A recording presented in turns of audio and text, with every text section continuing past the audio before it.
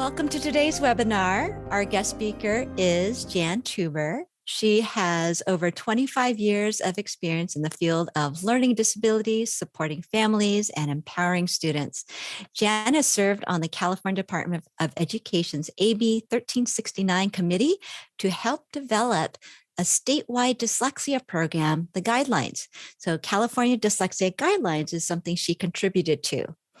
She is also a parent of a college graduate with dyslexia. Jan worked at PHP for 15 years as an assistive technology specialist. So welcome, Jan.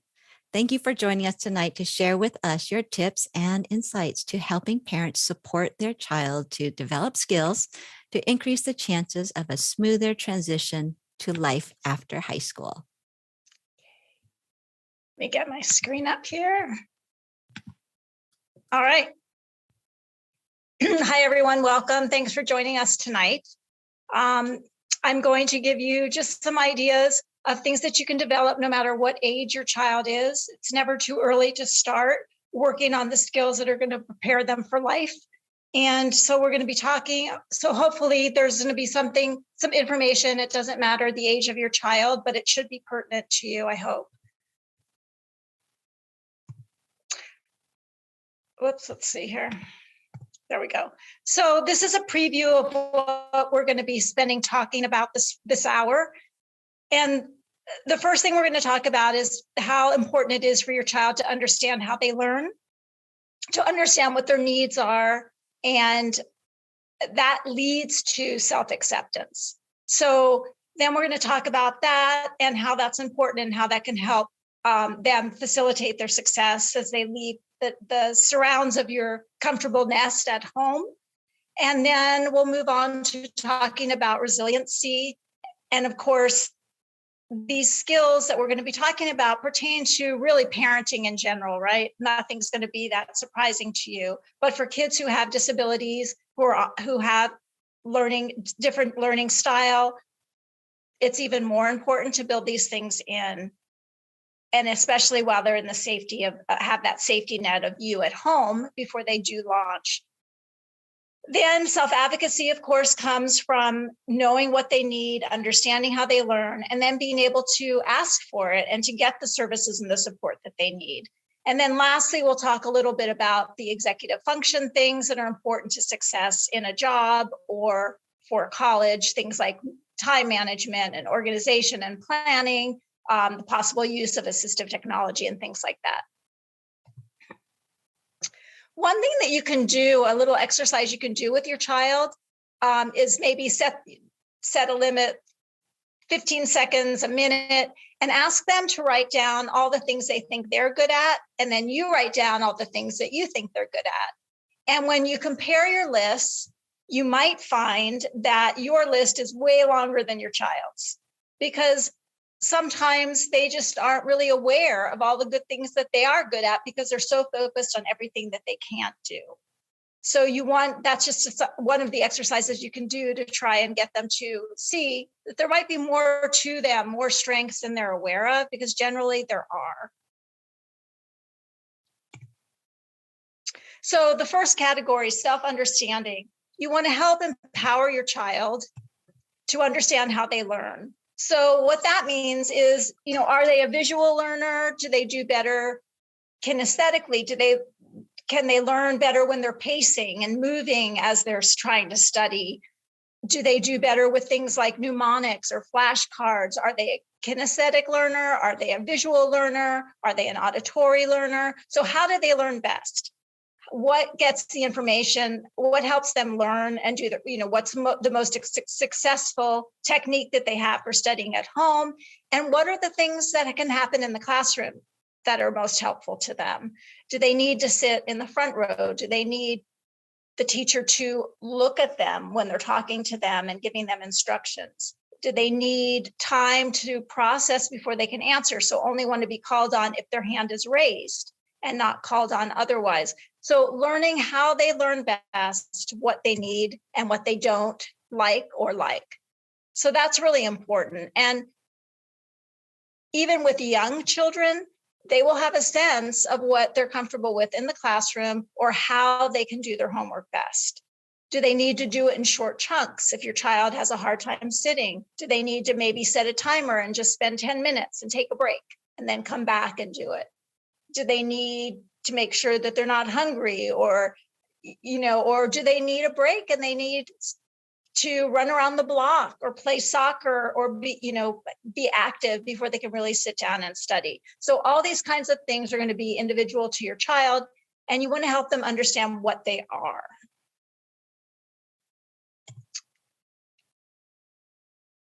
Again, appreciating and nurturing their strengths. So, for example, my daughter went to a school that was very project oriented, and she could never be the one that was taking notes when they met, or maybe writing the text that went along with the project. But she was great at making sure that everything got done. She was great at creating to-do lists and making sure everyone did their job, or she was great at the creative aspect of drawing. So she could have an active role in those projects, but they just were things that played more to her strengths than to her challenges.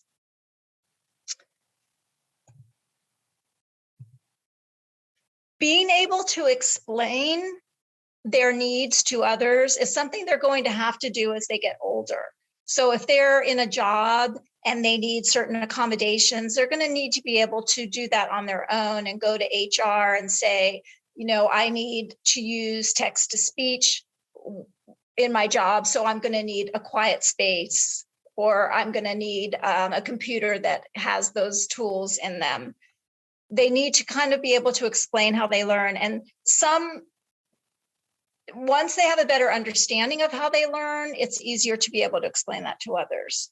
Now, for one thing that really helped my child was she took a course in how she learned.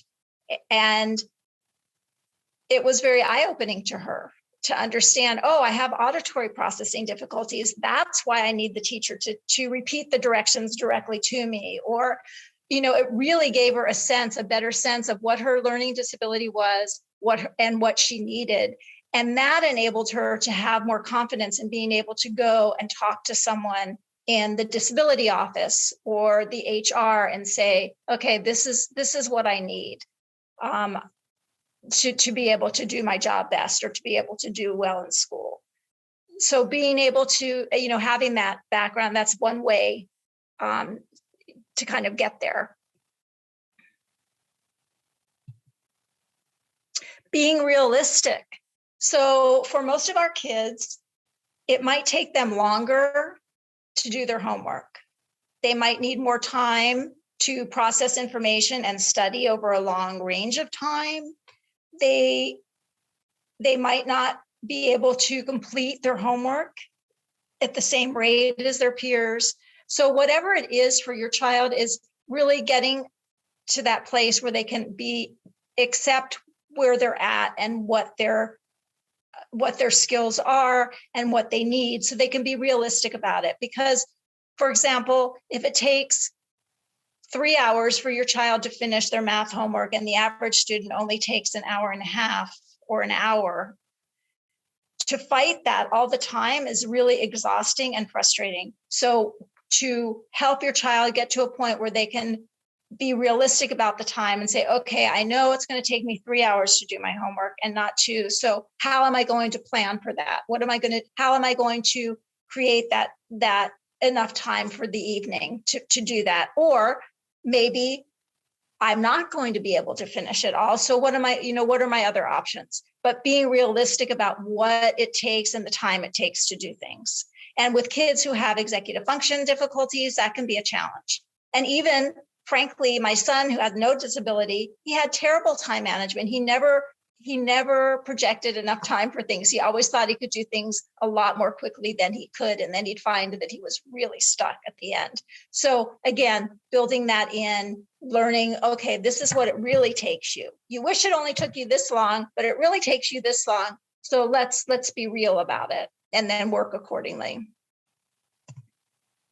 And of course, maintaining perspective, helping your child laugh at themselves. I mean, sometimes, frankly, my daughter would say or do things that were funny, and we would laugh, and she would laugh along with us. So maintaining a perspective, laughing at themselves. And that's something too, as a parent, maintaining perspective is going to be really important too, in terms of monitoring your own stress levels.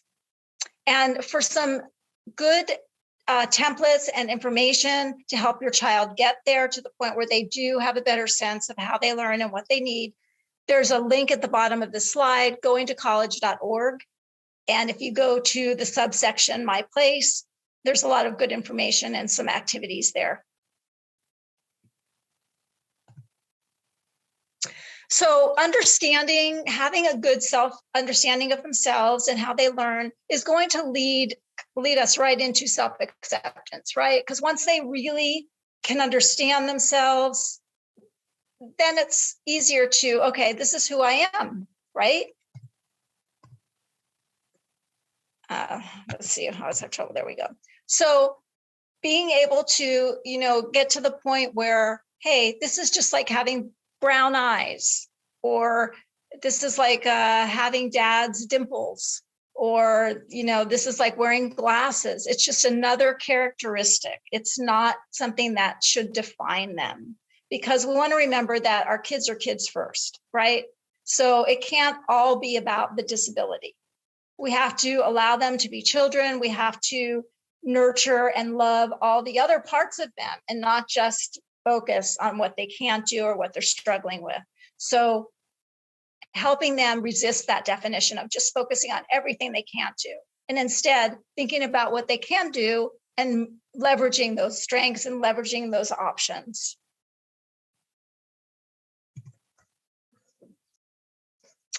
One thing that I found that was really empowering for my own daughter was finding peers that had similar learning disabilities. She went to a summer program, I think after her sophomore year in high school. And the first thing she said was, "Oh my God, I don't have to explain myself to anybody. They already get it."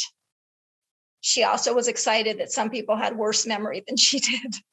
So in her regular school, she really didn't encounter and have much interaction with other kids who had similar learning disabilities. But in this particular program that was the summer program designed for kids with learning disabilities, she just felt so at home. It was really eye-opening and kind of life-changing for her to go through that and realize there's other kids struggling with the same things, and that she didn't have to feel like she had to explain herself or be embarrassed about anything.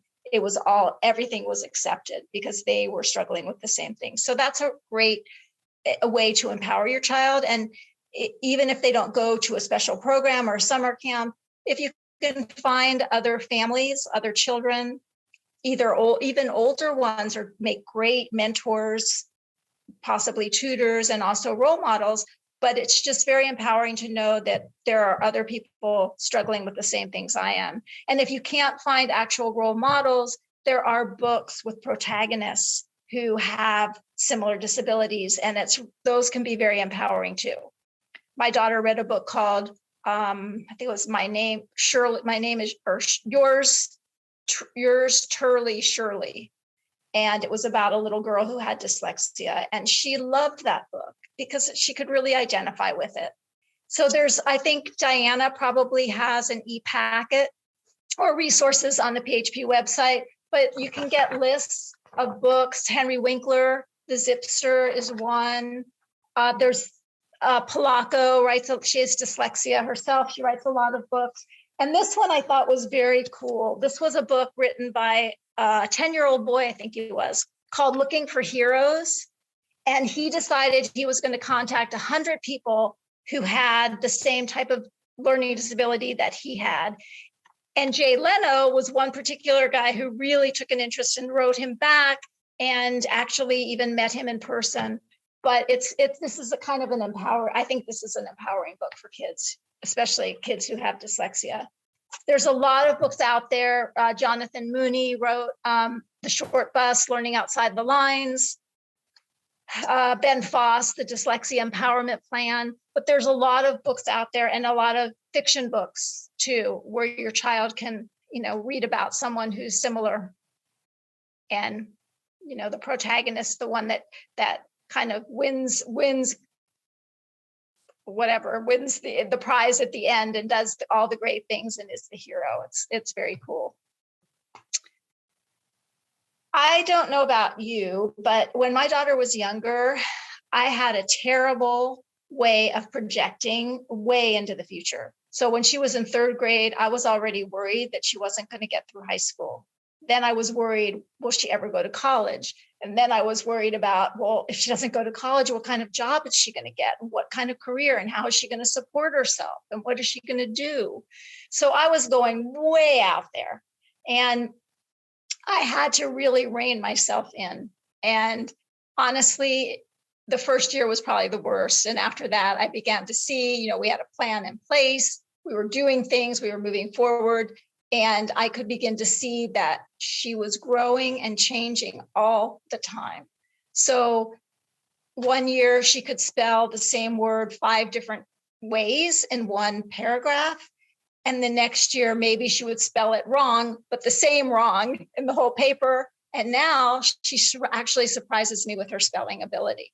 So it's important to, again, it's part of maintaining perspective, but to realize and to help your child realize that what they're struggling with now is not necessarily what they're going to be struggling with next year or years down the road. And the hardest time really for our kids is the school years, the public school years, K through 12. And that's really, when you look at it, that's a very small percentage of their life. So they will grow, they will improve, and they will have the opportunity to succeed in life. And we have to keep reminding ourselves of that when they're in that bottom hole or when you're full of worry. Because of course, as parents, we're always worried we're not doing enough, or what else can I do to help my child? Or why isn't my child doing as well as this child? And so remember that today is not tomorrow.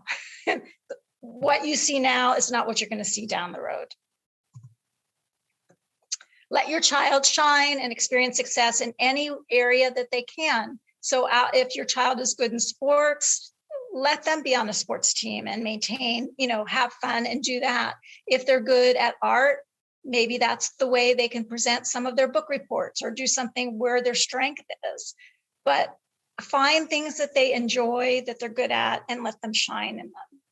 And I know that there is a temptation for at least with my child, like in her IEP team, they felt she needed to spend more time working and less time on her sports. But she needed those athletic activities. She needed that to help her decompress, to help her feel good about herself, and to give her the stamina to then deal with the things that were more difficult. So we did not allow them to cut her from the swim team or ice skating because she needed that. And those successes, and I mean, she even said at one point that that's where she felt good about herself. So again, child first, you want to build their self-esteem. They deserve to feel good about themselves and excel at something that they're good at, and give them those opportunities. So as much as you might want to spend, sign them up for tutoring 3 hours after school, or hurry up and we've got to do your homework and spend all this time, remember that they need that outlet, probably more than typical kids do. And setting limits. I mean, you'll know when your child's about to melt down or is no longer really getting anything out of studying, and just stop. If your child's young, you can write a note to the teacher. If your child's older, you might suggest, well, okay, let's do every other math problem for your homework. Or, then you need to talk, encourage your child to talk to the teacher if they're at that stage and they're ready to do that. But setting limits is important because it's very exhausting to be a child who learns differently. And it's very frustrating to spin your wheels. So know when it's time to stop, set limits. It's okay to set limits, and it's okay for them not to go. And there's things when I look back that I wish I had done for my daughter. I wish I had kept her home for mental health days. I wish I had kept her home on spelling test days. But we did. I could see when she was ready to melt down, and she would want to continue to do her homework because she wanted to be like everyone else and turn in a complete packet. But it was just not productive. So we would set limits. And to me, it was more important that she not get to that point where she was so stressed out. Accepting challenges they can't change. That's a biggie, right? For all of us, for anyone. If, your child wants to be, it's like anything. I would have loved to be a doctor, but I'm not very good at looking at physical ailments or memorizing anatomy. So maybe I would go into some other helping profession. That's what I did. So looking at what you want to, what your skills are and what's realistic, and setting goals that are doable, and learning to, well, yeah, I wish I could have been a doctor, but hey, I couldn't. I knew it wasn't in my, that I didn't really have what it took to do that. And that wasn't something I wanted to pursue. So accepting challenges you can't change is something we all have to do, but especially with our kids, there's so many things they can do that it's important to be realistic about that at some point.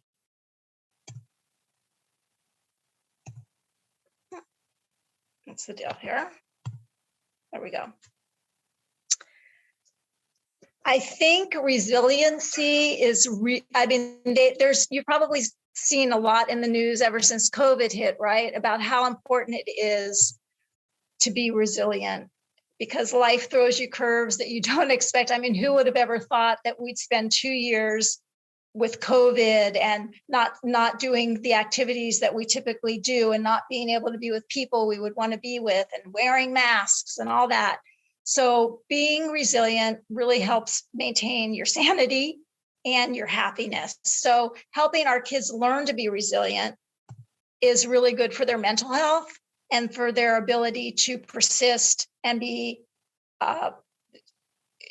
not to give up and to go on and persevere. So positive self-talk's important. If your child is constantly talking about, oh, I'm so stupid, or all my friends can do this, but I can't, or why do I have to be like this? That's tough. So you want to try and change that around to, okay, yeah, maybe you can't do your homework in an hour and it takes you 2, but hey, after that 2 hours, you've done a great job and you've worked hard and you've done your best. So trying to turn things around and create positive self-talk and to interrupt that cycle. And as a parent too, we tend to do that, right? We tend to ruminate over, oh my gosh, my child is struggling. My child's doing this. Why can't they do this? So really switching gears and trying to instead think, okay, my child is great. They are creative. They can think and problem solve in ways no one else can.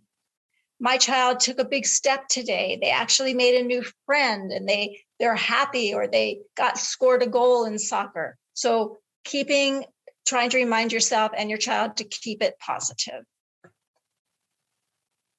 Perseverance is a biggie for our kids because things are harder. So it's easier to want to give up. But if they give up, they're not going to reach their goal.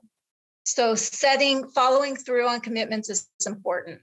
And, that can start at any age and in any area. When my daughter wanted to quit soccer, she begged us to join the soccer team, and then she decided she didn't like it, but she made a commitment to her team and to the coach. So even though she didn't want to play, we made her sit there for every practice and sit there for every game because she made a commitment. So that had nothing to do with her learning disability. She was a young kid, but again, it was a situation that we chose to use as a learning, kind of a learning moment, a teaching moment, that, hey, you make a commitment, you want to do something, you have to stick it out. So trying to find those situations to help encourage your child to persevere, even when it's tough. And sometimes it helps if they have a goal. If they have an end goal, like my daughter really looked up to her older brother and wanted to go to college and, have a career like him. And to do that, she knew that she couldn't give up. She'd have to get a college degree. So was she upset that she didn't get a college degree in 4 years? Yeah, she would have liked to get it in 4 years like her brother. But if she had stopped at 4 years because she didn't have her degree, she'd have nothing. So she just kept plowing like that little engine that could. She kept going and she got her degree. And then she went on, my daughter went on to get her master's and her certification as a dietitian. But the point being that having that goal is what kept her focused. She wanted to achieve that goal. So every time it got hard or she felt like giving up, maybe she'd have a cry, maybe she'd take a couple months off, but she got back on track because she still had her eye on that end post. When they have a goal and they persevere, then it kind of also helps them see the correlation between all that effort and the results. And that feels pretty good, right? But if you give up, you don't get that kind of satisfaction and that intrinsic feeling of, wow, I did it. So it's really helpful for them to have that. It also continues that cycle of motivation. And then getting back to the whole resilience, what resilience is all about, it's strategizing instead of catastrophizing when failure happens, because failure is going to happen. It happens to all of us at some point and in some way. So instead of, oh, I'll never be able to graduate college, I'm just a failure, I got a D on this test, it's the end. It's more like, okay, well, gee, I have a second chance because there's another test coming up. So what can I do differently?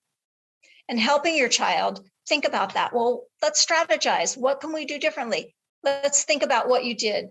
How many, you studied the night before the test. Maybe do you think it might be helpful to start studying a couple days earlier and reviewing each subsequent night? Or you studied alone. Would it help to have a study group? Is the information so hard that you need a tutor? What about flashcards? What about any websites or things, the resources that Diana can share with you? There's a lot of stuff out there. Or maybe they need assistive technology. Maybe it would have helped if they had, something, some kind of program on their computer to address whatever that challenge was. So really just rethinking, going back, evaluating, and strategizing. And then again, and it's not going to be a one-shot deal. And each time it's going to be tweaked a little bit more, but really helping them not catastrophize. It's not the end of the world. And, one thing we used to do with our kids is when things, they were in that mode of just, everything was awful and they were awful and they were never going to succeed. It was always, okay, so you failed the test. What's the worst thing that's going to happen? Are you going to die? No. So trying to put it in perspective. And then once that the calm hits, actually coming up with strategies that they can try and see if that's going to change the outcome the second time around. And of course, being the role model for being resilient and dealing with obstacles and dealing with change and things like that, and how you handle that yourself is going to be important for your child too.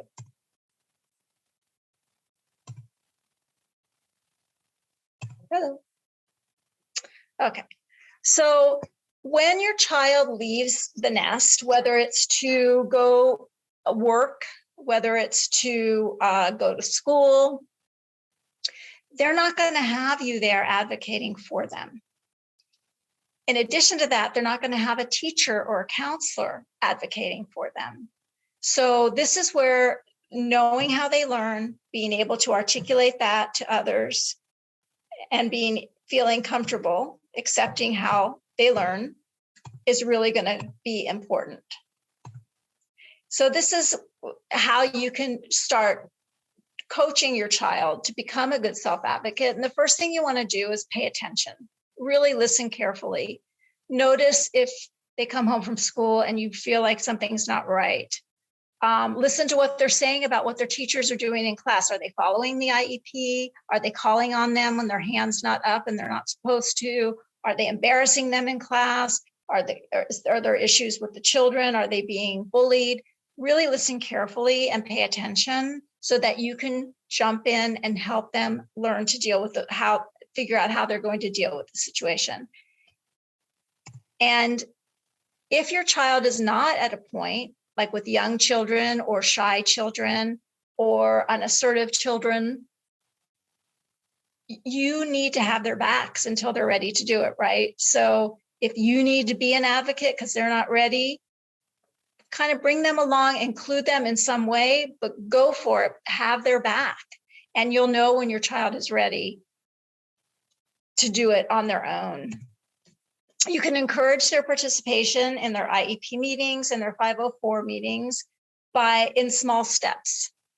So if your child's young, for example, understood.org has some great templates for your child to write letters to their teacher explaining about themselves. So my daughter she really wanted her teachers to know her as a whole person. So she wanted them to know that she was an ice skater, that she was, on the swim team, that she loved sports and that she loved arts and crafts and blah, blah, blah. She wanted them to know about herself as a person, as well as, okay, it helps me in class. If you look at me when you talk to me, I need to sit close to you, or whatever.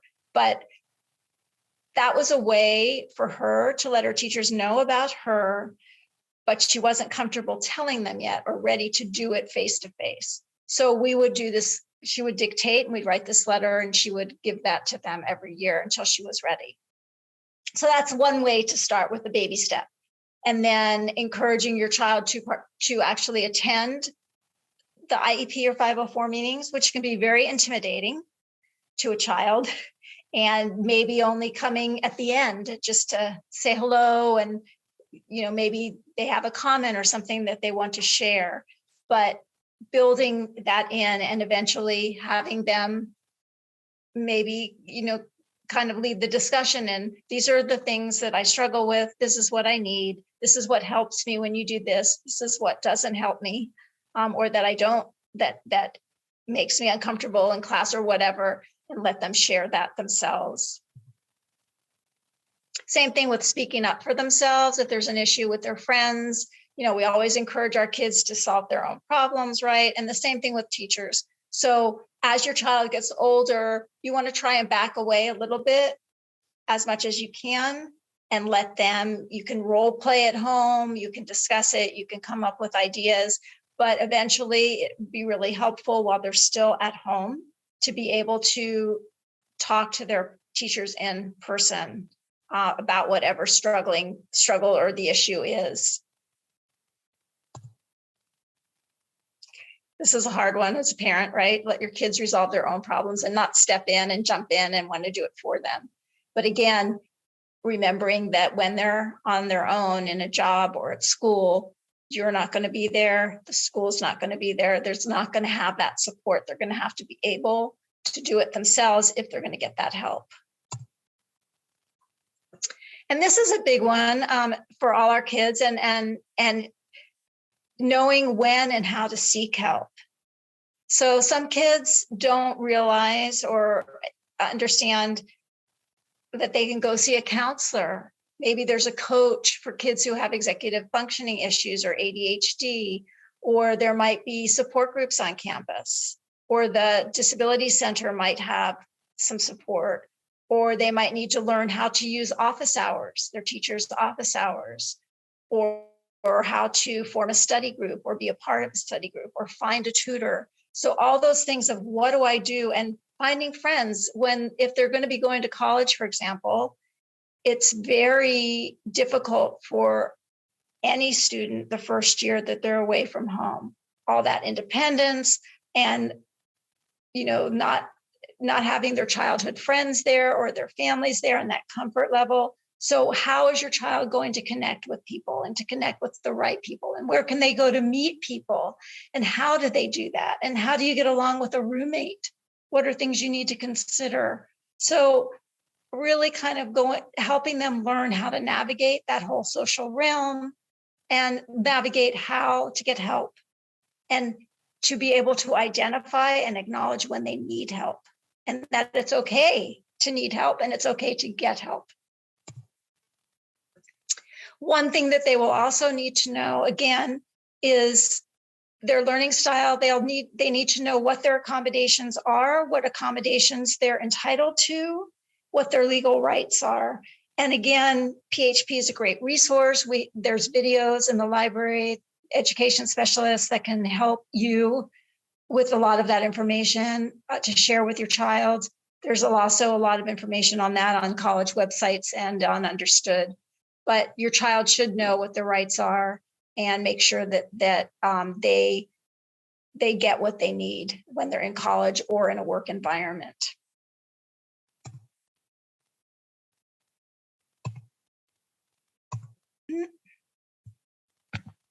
Sorry. Okay. So a good self-advocate understands their rights and can assert them, speak up for themselves, let people know what they need when they need to, take responsibility for their own time, their study habits, their decisions, and their self-care. The study habits and time management is huge, especially if your child does have executive function challenges. Learning when they're at home, for example, as a parent, we're always like, it's time to start your homework. Isn't it time for you to study? Don't you have a test tomorrow? And that planning. And yet it might be helpful to back off and let them suffer the natural consequences to see, yep, I didn't give myself enough time. I ran out of time. I didn't plan. So if they have, for example, if they have a term paper while they're in high school, did they wait till it's due and the night before they try to do all their research and write this paper? That's not going to work, right? So there's even websites that can help them come up with a time plan, but working on a plan that, okay, so first step might be going to the library and researching. Second step might be trying to deciding what, or actually the first step would be, what is my thesis or what is my hypothesis? What am I going to write about? Researching, taking notes, then outlining, then writing the essay, whatever. So lots of steps along the way, and then planning a timeline for that that's reasonable. So practicing, knowing how to do that when they're still at home will be helpful, because in college, teachers not going to remind them, hey, your research paper is due next week, or you better get going. No one's going to tell them, and the time's going to come, and either they'll be prepared or they won't.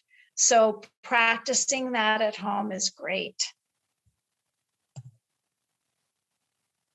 This was just a quote from one of many sources, but someone who was saying that they overcame the challenges of their learning disability because they learned to advocate for themselves in the environments. And this is someone who is a scientist and has a doctorate. So he really had to learn what his rights were, what accommodations he needed, and how to get those things so that he could succeed. And the last category, of course, is pretty intuitive, right? The organization, planning, and the independent living skills.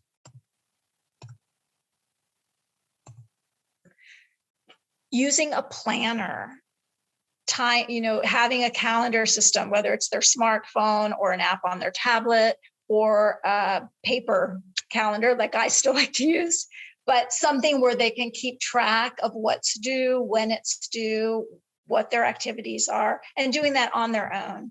Or if maybe starting with a family calendar, but having some kind of organizational system. And the same thing with their schoolwork, separating their class binders, or having an organization system for homework and turning it in and putting it in the backpack or whatever, but having some kind of a system so that when they go to college, they're not starting from scratch and not knowing how to begin, and they've just got things scattered all around in their head and all around in their room, and nothing's getting done. So try to help them, encourage them to institute some kind of organizational system now. And it can be a manual system, something on their, smartphones make that kind of thing so easy with reminders and putting things in calendar or writing to-do lists. So there's lots of resources for that out there too. And Diana can help you with that. Managing their time, again, planning. And then of course, bills and money when they're away from home. How are they going to make this, if they're not living in a dorm, if they're working, how are they going to manage their money for activities, books, things like that. This is a big one. And especially, if your child has some social anxiety or social struggles, how do you go about making friends, especially when you're away from home? Where do you find people to meet? How do you know if it's a good friend or someone you really shouldn't be hanging out with?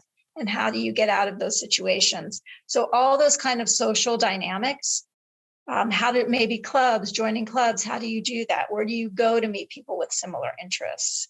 If somebody is always wanting you to go out drinking and you have to study, is that really a good friend? And what do you do? And how do you meet people that are going to be on the same page as you?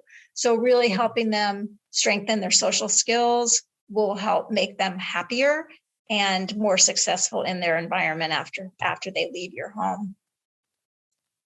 Balancing social and academic activities, again, they can practice that before they leave the nest, because that's a biggie. And that's a biggie for every college freshman doing that, because there's so much out there and so much stimulation and so many opportunities. So being able to set limits, be organized, have a plan. My daughter used to even put in her planner her study times. Like, okay, I'm going to, she would fit in. She'd actually give herself time periods, like from 10 to 11, I'm going to study for an hour. And then at 12, I have class and da, da, da. So she would actually even schedule things like studying in addition to things like when a test was or a paper was due. Setting goals, modifying them. Again, the resilience thing. A goal is not set in stone. So maybe your child is really set on, if they're going to college, really set on taking a full schedule, but maybe that's not the best thing for them. Maybe they need to start small and take a couple classes and go through the ropes, learn how to get organized, feel comfortable in that setting before they take a third class or whatever. But really, or maybe the first semester they took 4 classes and turned out that they took too many that were too hard, or it was just too much for them to do. And then they have to modify their goal. Okay, well, so maybe I'm not going to be a full-time student next semester, or maybe it'll take me another semester, but this is what I need to do. So modifying that, being okay with it, and then creating the steps again to achieve what they want to achieve. And lastly is the idea of assistive technology. So if your child can benefit, you can contact Diana about this. If your child has a challenge that can be addressed with some assistive technology, it pays for you and your child to explore that while they're in school. If your child needs to use assistive technology and it's successful and they've tried it out, maybe they'll find that there's certain tools they don't like, certain tools they do, some that work for them, some that don't. So by the time they go to college or start their first job, they'll already be comfortable using it. They'll already know what they need. And that's really important, because it's very difficult to start a job or start in college needing those kinds of supportive devices or supportive aids and not knowing what they are and not having them. And it really can make a difference. When I was still working at PHP, we had a gentleman who worked for one of the big tech companies, and they came in and he had to write these reports all the time, and they were kind of in templates, and his spelling and grammar was really problematic. And he was getting close to losing his job, and he had never used any kind of word prediction program or voice recognition program. So he didn't even know that those things existed. And when he came in and learned about them and started using them, it really saved his job. It made a huge difference. And it's the same thing in college. If your child needs text to speech and they're not using it now, it's going to take a little startup time and a little practice time for them to get going. So if you want them to be ready off the ground, that's something that you might want to explore with Diana now while they're in school. And there's it's never too early to start either. So if your child is young, it's still time to look into, be aware of what's out there, see if there's anything that can assist your child with where they're at now. And if they're older in high school, I think it's really important to really explore it one way or the other. If they find that they don't like any of the assistive technology or that they don't really require it, that's fine. that's great, but then they know, and then they're still ready to roll when they go away to college or start their job.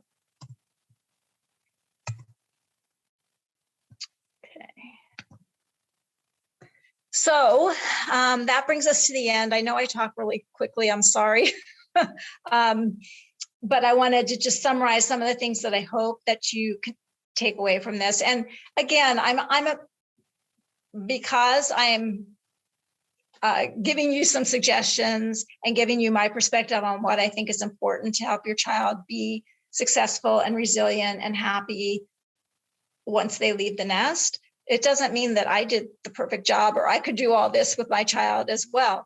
It just means that these are things to be aware of, to know where your child maybe has the biggest challenge area or the things that concern you, and you really just being aware of them will let you find opportunities in day-to-day things that will give you kind of that teaching moment or that encouraging moment, or will help you know when you need to step back or when you need to jump in. So, so again, I'm not saying that this is, everybody has to do this to have the perfect successful child. No, but these are just things to consider to help your child, to encourage your child to be healthy, independent, comfortable with themselves, and to move forward to whatever their goal is.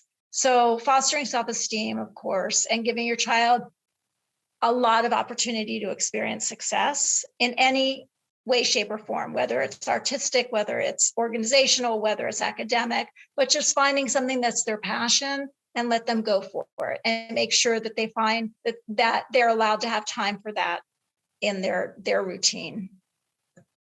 And then again, make sure they understand how they learn, what their challenges are, what their strengths are, what they're good at, so they can nurture those and leverage those for what they want to do, and that they're able to explain what they need and so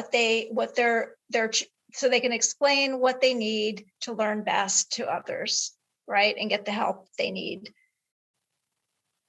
Try to help them set goals and achieve those goals, persevere towards those goals, to try and build that determination. Because if they really want to achieve something, we all know that dreaming about it, wishing for it is not enough. Encouraging that perseverance, and of course the resiliency, because they're going to fail. Things are not always going to work out, and we know that is a given, right? So learning how to deal with that, how to know that it's not the end of the world, and it doesn't mean that you are a failure. It just means that particular episode wasn't so hot. But what are you going to do? What are your strategies so that next time it might have a different outcome? So give your child the skills and opportunity to practice advocating for themselves, at least, begin with small steps. You'll know when they're comfortable, when they're ready to move on. Have their back when they're not. Advocate for them if they need you to, and then start to build slowly those skills and that comfort level for them to be able to feel comfortable when they leave home to start doing it on their own. And I think that brings us to the end here, and I'd be happy to take your questions. I really appreciate you joining us tonight, and thank you so much for spending your evening with me. And if you have any questions, I'm sticking around for them. So Diana, anything in there? Or? Yep, there is. Thank Okay. you, Jan. That was a great talk. So much valuable information for everyone to reflect on. So thank you for sharing all that and putting it together in such a concise, organized way for us to work with. So we have a few questions. That's great. Yeah, and so we might go along with the question. So if anybody needs to trickle out, we understand. Join us for our future talks. In fact, next week, we have a talk. We're releasing our family care notebook. So Jan was talking about putting together, you and your child, a one-page description to share with the teacher. So we will be, one aspect of our family care notebook does cover a tool to develop that type of information piece to share with a variety of types of people. individuals, including the teacher. So join us for that. Sign up through our website and look for my email. I'll be sending out with resources soon. Okay. So let's get to our questions, Jan. So let's start with this one. It's from Kathy. It says, what are some tips about making friends that they can share with the kids? For example, how might they identify who they'd like to approach, or if they don't live in a dorm, some other suggestions in the college environment?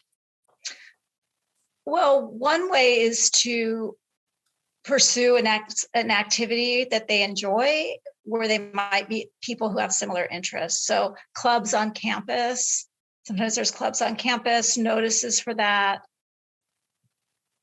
The dorm sometimes has icebreakers, things like that. Sometimes kids go to school where there might be, they might look to see if there's anybody else from their hometown or their high school that's also attending that same college and reaching out to them. I know a lot of kids, there's meetup groups or they meet online. Different social or interest areas sometimes are listed online. Sometimes the disability office themselves has activities or icebreakers or things where they pull people together. So it's not always easy that freshman year. And sometimes it just takes one person. So if they can just, or somebody, if they see someone in class, finding a way that they're comfortable maybe approaching that person or looking for a study buddy or, finding somebody who might want to go do something on the weekend together. But it's, I think, building those skills and social groups while they're still in school will help them feel more comfortable and have to be more successful in initiating those kinds of relationships when they're in college. Right, absolutely. Finding those groups there's a lot of structure in the school environments for that. That's great. One thing that I just wanted to add also, because my son is in college and has a touch of, autism, social deficits. And so I found that to prepare him for college, we actually talked about scenarios. We talked about like recognizing scenarios for breaking into a conversation, or is it, identifying groups that seem receptive to engage with conversation. And then also, just talking about the importance of, the eating environment is such a social event for humans in general. And so how to leverage the eating situations into a friend making opportunity.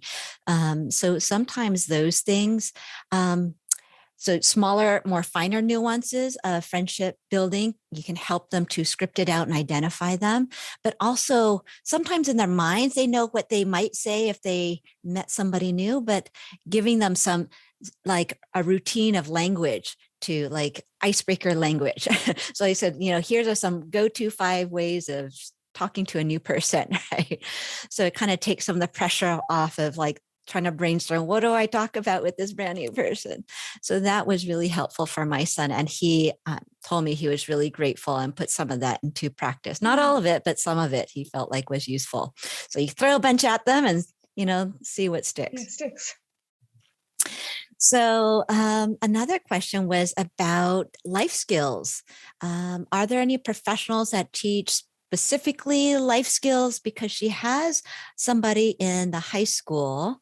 Let's see, she wishes that this was being taught in the high school, but unfortunately they don't. And they have referral for executive functioning coach, but this person tends to specialize in time management and school needs, which isn't really focusing on life skills. Is there some type of category of professional that you might have on the top of your head? Or I think PHP could resource guide, or some of the specialists at PHP might be able to help you with that. I know Children's Health Council is one resource. There's counselors that work, on individual programs. I think Morrissey Compton has a special program, their Challenger, summer program. So there might be things out there, and I think the resources might be on the PHP website, right, Diana, or something that maybe you can help steer people towards. Yeah, if you have difficulty finding certain resources, just, send an email to me, Diana, with the H at the end, spelling my first name, Diana, at php.com. And I'll be happy to address your question as well as I can, or refer it to another resource specialist who has more knowledge in that area. I see somebody was asking about whether or not you can help with, oh, whoops, I think I lost it here. Find the right college based on disability. So I believe that there's an e-packet for that. When we used to do our college conference, there are specific community college programs and college programs that are specifically geared toward or have a specific program embedded for kids that that are on the autism spectrum or have a variety of learning disabilities or attention deficit or executive function issues. And so Diana should be able to share that with you, a list of some of those specific colleges or colleges that have good support systems. Like, for example, the University of Arizona in Tucson has a SALT program, which is specifically for students with ADHD and learning disabilities, and it provides additional support. It's a separate program with a separate fee, and it's embedded in the university. There are other programs like Landmark College, which is a college specifically for students on the autism spectrum or with learning disabilities. So there's a variety of resources out there. The main thing is to, and I think Diana there should be a big e-packet for that, because when you're we have it. Yeah, and when you're looking at a college too, it's important, again, to know what your child's needs are to find the college that has the right fit, because all colleges have disability support departments, but that doesn't mean that they're all equal. And sometimes it just means, hey, here's your letter for your accommodation to have a note taker in your class, period, bum, done. So again, you want to really research what those disability offices actually do in that particular college, as well as any particular specific program that's out there. So yeah, Diana can send you a list of some of those. There's some good websites that actually, some college websites that also let you search that way. And we have a great recorded webinar by Marcy Swartz. She specializes in students with disabilities, and her webinars have been recorded every year. She's given them, and they're archived in our e-learning. So you can take a look there. I'll put a link in the email to our e-learning. And then under special education, you'll find different learning disability related webinars archived there, as well as under the college bound links, there'll be resources. I believe Marcy might be in that link for the college bound ones. Yeah, and she talks about different levels of support at different types of colleges and how to think through that. And of course, we have the website that the resources that Jan mentioned about different colleges with different layers of support. And there's also some books. Pre-COVID, we had some in the library at PHP, but there are some actual college books you can find on Amazon that list programs specifically for students with a variety of disabilities, or that are considered to have that kind of support. Right. Yeah, just ping me and I'll be happy to send you additional information. All right, Donnie, Jan, you have a great compliment there in the Q&A. It says, Jan, I've enjoyed every lecture you have given over the years. I wish I could have you beside me on a daily basis. You're a blessing to all of us parents. So thank you so much, Dawn, for that. Okay, let's see. Is there an assessment to see what learning style fits my child best? I still can't figure out how he learns best. He has very limited speaking skills, is in a general education classroom with too many kids, and we are trying to figure out if a special day class is best for him. Would that be something you would recommend they ask our education specialists at PHP? Yeah, and there are people and organizations like Morrissey Compton that have educational psychologists and educational therapists who do that kind of evaluation. So I think that PHP and the educational specialists, as well as the resource guide there, might be able to direct you to someone who can help assess that for you and your child. Yep. There's a whole assortment of private organizations as well. But if your child is school aged, then the school district certainly has an obligation to assess your child to see if they are eligible for special education and related services, and to provide if eligible, provide the appropriate support for them. Okay. All But in right. terms of trying to figure out how your child learns best, or what would be an appropriate placement for that, you can get, it sounds like you would want to get an assessment, or you might need to get some kind of an assessment for that, to get that information, like Diana said, through your school district or outside of your school district. Okay, next question. Are there any websites or other resources which can teach how to take notes? We do have an e-packet. So I'm looking on our website. We just updated all kinds of e-packets because it's disabilities awareness season at PHP. And it looks like our note-taking tools e-packet is there. So if you just take a look at that, you can download that. So did you want to add anything to that, Jan? Yeah, well, there's also the assistive technology tools for note taking too that can be helpful. Yeah, that's in there. Yeah. So the Mhm. live scribe pens, or there's programs on the computer that can help. Yeah. So you can get that from Diana. Yeah. So let me know if you have questions about assistive technology. I can certainly send you additional resources about that. Okay.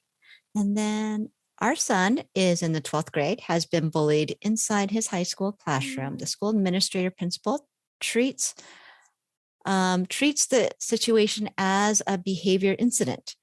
The IEP is useless, ignoring the IEE and not including goals, neither any supporting services. He is getting depressed and we are extremely worried. Please help. Oh, that sounds like a great job for an ed specialist at PHP. It sounds like that would be a great resource for you to talk to somebody there who can help you navigate that and try to correct that situation. Mm-hmm. In fact, for that parent, I will put your name directly into the call log if you'd like.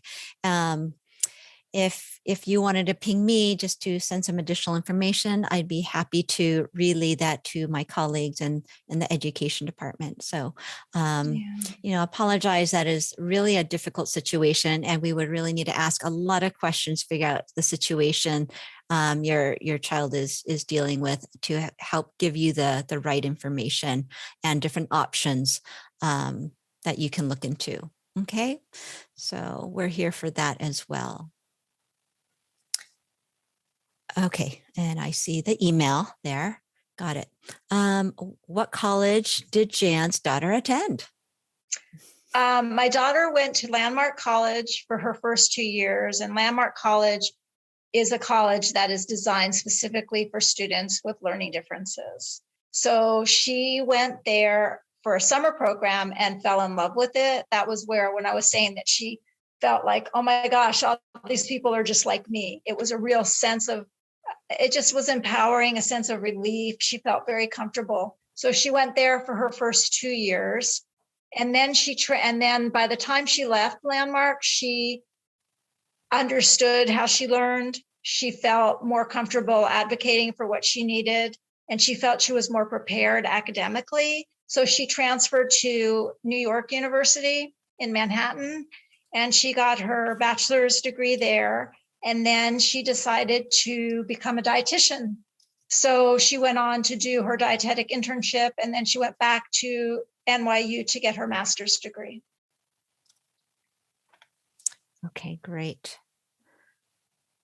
All right. It looks like we have reached the end of all the direct questions related to your presentation.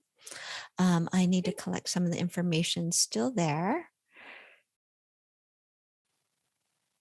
Okay, there's just a little feedback. There's a little bit of feedback people might want to know. Somebody shared that the social thinking from Allison King says they don't have any spots for the near future. So if that was something people were looking into for any social intervention or maybe other type of support, somebody has that feedback. Okay, and other than that, go ahead, Jen. No. I was going to ask, like, if there are any more social groups going on online now. Yeah, there are a lot, actually. Most groups have moved their supports online or have an online option. Some are slowly transitioning back to in-person, but I think the majority of groups are still have an online element. Okay. And I didn't mention a couple just other resources. And again, Diana has all these lists for you, but understood.org and Learning Ally, Bookshare, there's lots of other organizations online too, but they have a lot of information and also often have a lot of like FaceTime, blogs or Diana, what do you call it? I'm missing the word here, but when they have like these short kind of talks and you can ask questions or listen, and they have a lot of archived material and resources too. So they're always great places to look for information as well.